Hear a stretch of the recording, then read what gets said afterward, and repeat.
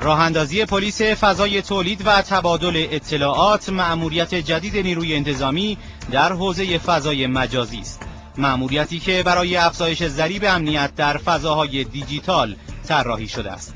ما از 8 قانون و مقررات استفاده خواهیم کرد در مأموریت‌های این پلیس و اساسی ترین قانون ما قانون مصوب 1388 قانون جرایم رایانه‌ای هست که ازش استفاده خواهیم کرد. روند انگیزشی جرایم سایبری در کشور ما 81% انگیزه ها مالی هستش، 13% ضد اخلاقی هستش و 3% انتقام جویی، 2% سرگرمی و کنجکاوی و 1% سایر جرایم هستش.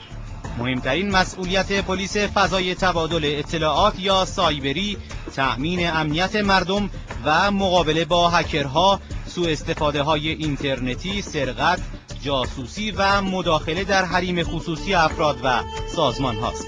عمدتاً باید آگاه سازی های مردم و اطلاع رسانی به مردم از اینکه در این حوزه چگونه خودشون بتونن امنیت خودشون رو تأمین کنن باید در اولویت ما باشه و همینطور انشالله ما روش ارتباطی رو هم مشخص میکنیم که مردم بتونن از مشاوره های این پلیس هم بهره مند بشن. پلیس تخصصی سایبری همکنون در تهران و کلانشهرها راه اندازی شده است که تا پایان سال آینده در همه مراکز استانها تشکیل خواهد شد.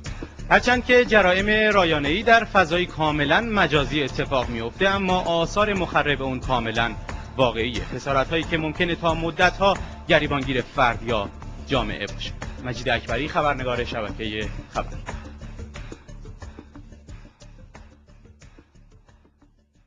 Iran has launched its first cyber police unit in an effort to maintain control in the digital world. According to officials, the first cyber cops patrolling the web are based in Tehran but will be stationed in police stations across the country by early next year. Iran's top police chief said the internet could be used for spying and the misuse of both public and private information. Iran has been trying to increase its web defenses since its computers containing information on the nuclear program were once infected by the dangerous Stuxnet virus. 而伊朗新成立的网络警察部门23号开始正式运转。这个部门的职责是阻止有人利用互联网从事间谍及破坏活动。目前，网络警察只设在伊朗首都德黑兰。不过，按计划，到明年年初，伊朗全国各警局都将会设立网络警察站点。伊朗有关方面表示，鉴于伊朗民众使用互联网的兴趣不断增长，目前需要留意互联网等信息技术带来的威胁和机遇。伊朗政府应出台应对这些威胁和利用这些机遇的计划，因此加强网络防御很有必要。راه‌اندازی همه ساختارها، همه شرح وظایف، جذب نیروهای متخصص حداقل برای تشکیل هسته اولیه همراه بوده و انشالله در جهت تامین امنیت مردم فعالیت خودش رو با قوت آغاز خواهد کرد.据伊朗媒体报道，去年3月，伊朗曾逮捕30名网络犯罪嫌疑人，指控他们在美国支持下发动针对伊朗的网络战。东方卫视编辑报道。یکی از دوستانم با من تماس گرفت، گفت که دیشب تو اینترنت بود و یه سری از عکس‌ها و فیلم‌های منو تو اینترنت دیدم. چک کردم دیدم توی یکی دو تا سایت عکس و فیلم‌های شخصی من منتشر شده. اقبالمون میگن، نمیدونم دیگه چی باید بگم. این گونه مسائل نمونه‌ای از 8,500,000 جرم سایبری است که در سال 2009 در 20 کشور توسعه یافته به وقوع پیوسته است و در ایران نیز به علت نوپا بودن فضای تبادل اطلاعات تا چندی پیش این فضا بدون نظارت پلیس بود. اما امروز با حضور فرمانده نیروی انتظامی، پلیس 100% بومی فضای تولید و تبادل اطلاعات با نام اختصاری فتا با هدف افزایش امنیت جامعه و 32,200,000 کاربر اینترنتی کشورمان آغاز به کار کرد. تلاش داریم که این امنیت رو در کشور هم فراگیر کنیم. این مفهومش ایجاد محدودیت برای مردم نیست.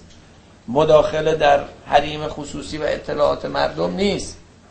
مفهومش اینه که ما میخوایم دیگران رو محروم کنیم از اینکه مداخله در حوزه خصوصی زندگی مردم بکنن. سردار سرتیپ احمدی مقدم در این مراسم پیشگیری از وقوع جرایم اینترنتی را مهمترین بخش وظایف پلیس فتا اعلام کرد و گفت اطلاع رسانی به مردم در زمینه فضای مجازی باید جزو اولویت‌های اقدامات این پلیس قرار گیرد. باید هرچه زودتر شاهد قوانینی باشیم که دست پلیس رو باز بکنه در برخورد با چنین مجرمین. آمارها بیانگر آن است که در سال 2009 8,226,800 جرم اینترنتی در 20 کشور توسعه یافته به وقوع پیوسته است که 54% جرائم با انگیزه مالی، 26% ضد اخلاقی، 9% سرگرمی و 8% با هدف انتقام‌جویی روی داده است. انگیزه‌های مالی است که در کشور ما 81% متاسفانه. مجرمین باید بدانن که این فضای در واقع اگر یک روزی بی پلیس بوده، امروز فضایی است که پلیس داره. ما